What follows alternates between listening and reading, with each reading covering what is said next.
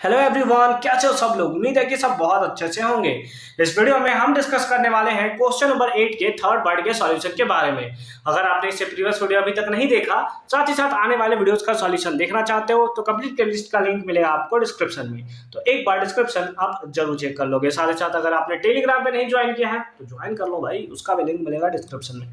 क्या दिया है थर्ड पार्ट में, जैसा कि आपको स्क्रीन पे देखने को मिल रहा है, ए दिया हुआ है A B and C are the vertices of triangle ABC. तो पहले ट्राइंगल बना लिया जाए, ज्यादा अच्छे से हमें फिर क्लियर होगा।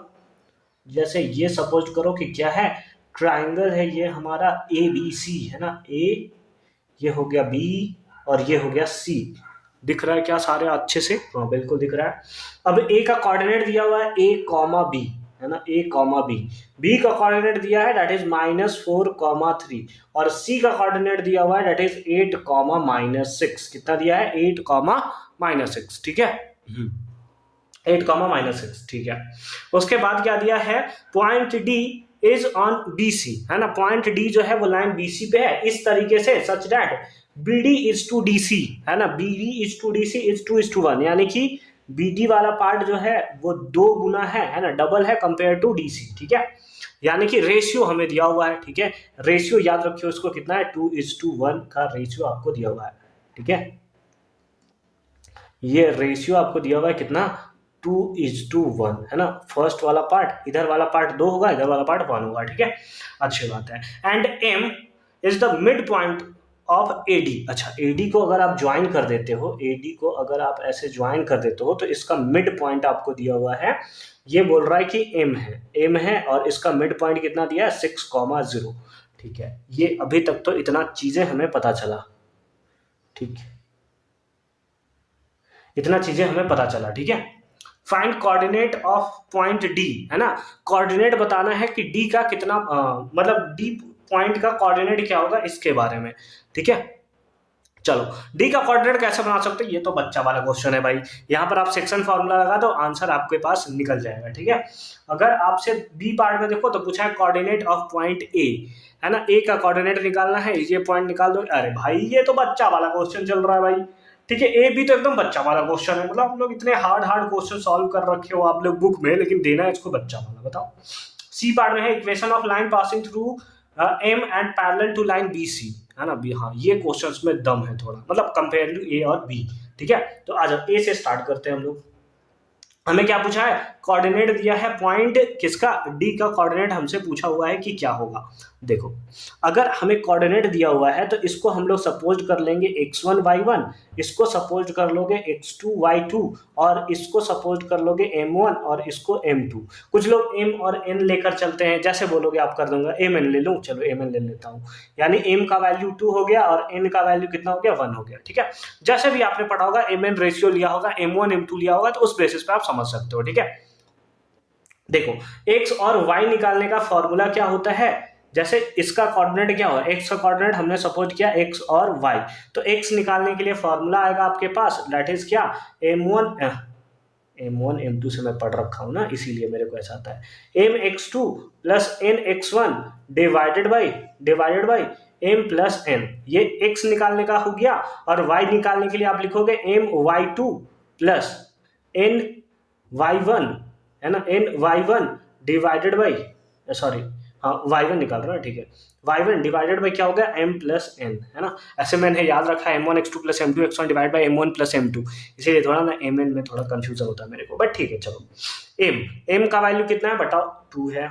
इनटू x2 का वैल्यू कितना है? x2 का वैल्यू 8 है, प्लस n का वैल्यू कितना है? n का वैल्यू 1 है, इनटू x1 का वैल्यू कितना है? -4 है, divided by m plus n यानी कि 2 + 1। ठीक है, कॉमा m का वैल्यू 2 इंटू y2 का वैल्यू -6, कितना है? -6, प्लस n का वैल्यू 1 इंटू y1 का value 3, divided by m plus n यानी कि 2 + 1। ठीक है, अब 8 2 जा कितना हो गया? 16, प्लस माइनस 4 1 जा 4, डिवाइडेड बाई कितना? 3। ठीक है, कॉमा ये कितना हो गया? -12 और ये हो गया +3, डिवाइडेड बाई कितना? 3, डिवाइड बाई कितना? 3। तो ये हो गया दैट इज 12/3, कॉमा ये हो गया कितना? That is -9/3। ठीक है, ये आपको देखने को मिला ऐसे। इसको ब्रैकेट में बंद कर देते हैं ताकि आपको देखने में अच्छा लगेगा, ठीक है। ये इसको कैंसिल करोगे कितने टाइम्स में, 4 टाइम्स में, और इसको कैंसिल करोगे -3 टाइम्स में। यानी कि जो डी का कोऑर्डिनेट आपसे पूछा हुआ था, डी का कोऑर्डिनेट जो आपसे पूछा था वो आपका कितना आएगा, dx, y, ये आपका कितना आया, दैट इज 4, -3। ये हमें आंसर देखने को मिला, ठीक है। कितना सिंपल सा इसका आंसर था। फटाफट से स्क्रीनशॉट ले लो ताकि हम लोग बी पॉइंट में जाकर और ए का कोऑर्डिनेट हम लोग फाइंड आउट कर सके।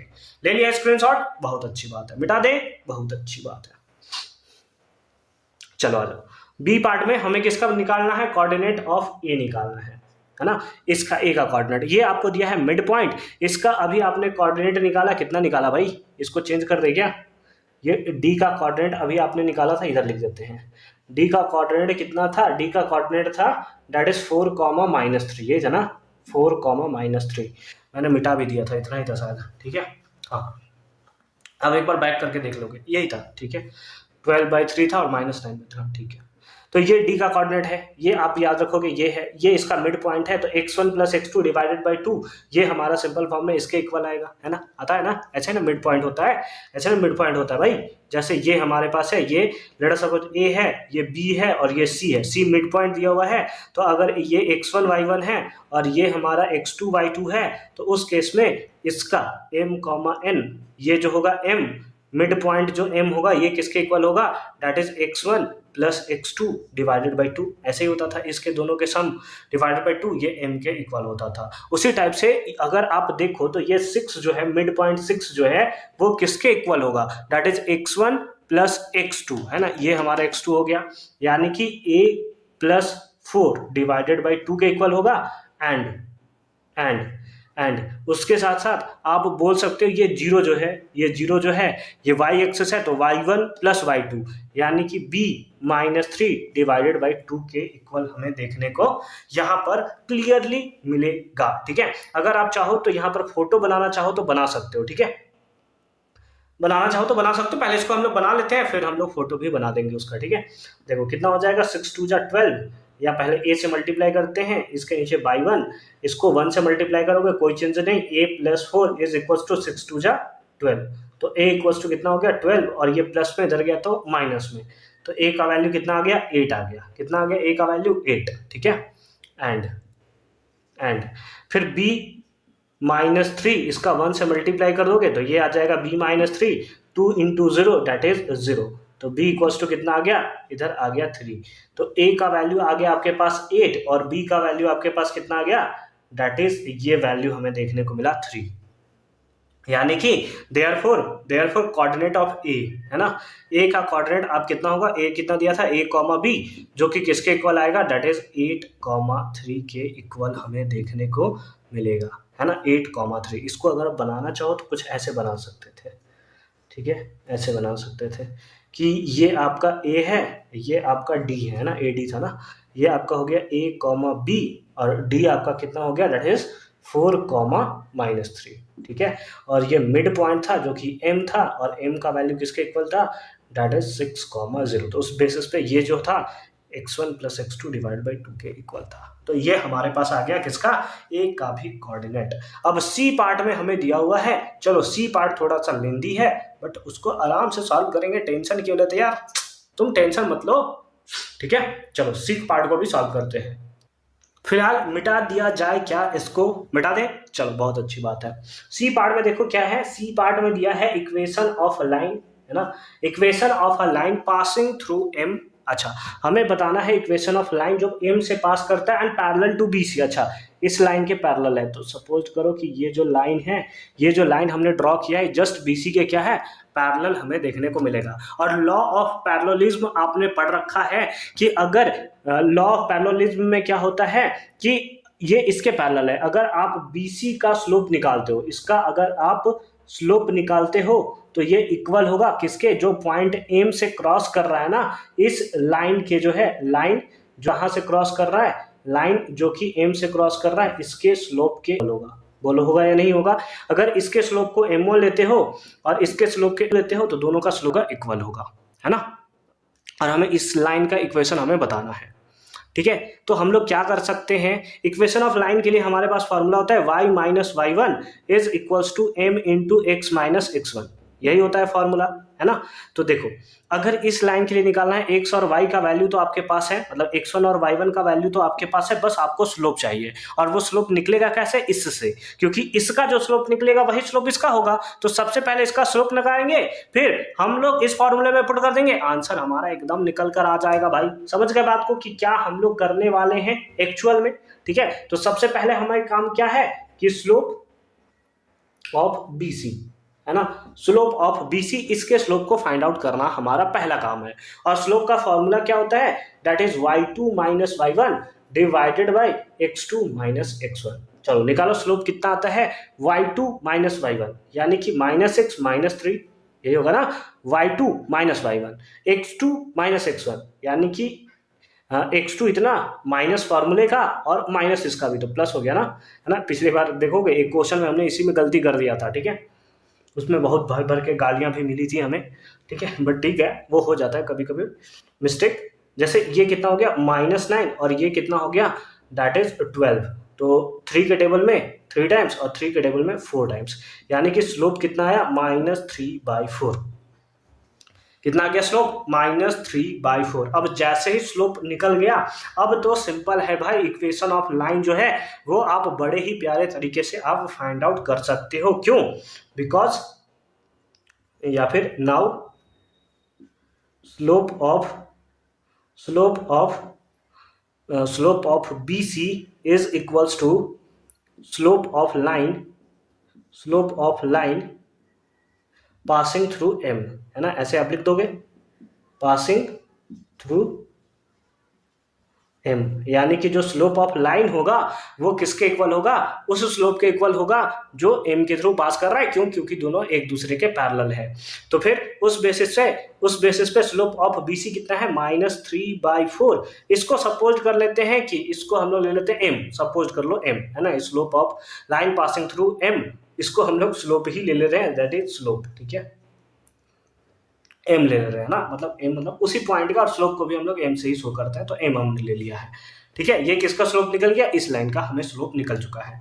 अब हमें इक्वेशन बता देना है, तो इक्वेशन बताना तो बहुत ही सिंपल है, ठीक है। इसको थोड़ा ऊपर करते हैं ताकि हम लोग आराम से इसको बना सकते हैं। नाउ अब हमें क्या निकालना है, इक्वेशन, तो हम लोग लिख देंगे इक्वेशन विल बी, है ना, इक्वेशन क्या हो जाएगा, डेट इज हमारे पास हो जाएगा y minus y1 is equals to m into x minus x1, ये हमें देखने को मिलेगा। y को y लिख देते हैं, माइनस y1, ये देखो आपका x1 हो गया, ये आपका y1 हो गया, है ना। तो y1 कितना है 0 इज इक्वल्स टू स्लोप कितना आया है -3/4 इंटू x माइनस x1 कितना है, डेट इज 6 हमें देखने को मिला है।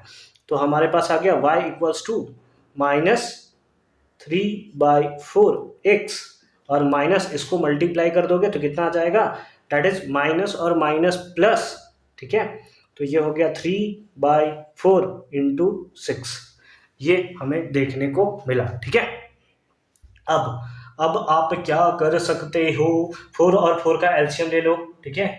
तो y इज इक्वल्स टू 4 और 4 का एलसीएम ले लोगे, 4 हो जाएगा, तो ये हो जाएगा -3x और प्लस 6 3 जा 18, ये आपको देखने को इधर मिलने वाला है, ठीक है। इसको क्रॉस मल्टीप्लाई कर दो तो कितना आ जाएगा, that is 4y is equals to -3x और प्लस कितना 18, है ना, प्लस कितना 18 आपको देखने को मिलेगा, ठीक है। इसको थोड़ा ऊपर कर दूं मैं, चलो अच्छी बात है। इसको पकड़ के अगर इधर लाए तो कितना हो जाएगा, दैट इज 3x और ये तो पहले से ऑलरेडी है तो प्लस 4y और ये प्लस में इधर आया तो माइनस में, इज इक्वल्स टू 0, और ये हो गया equation of the line passing through the point M, ठीक है।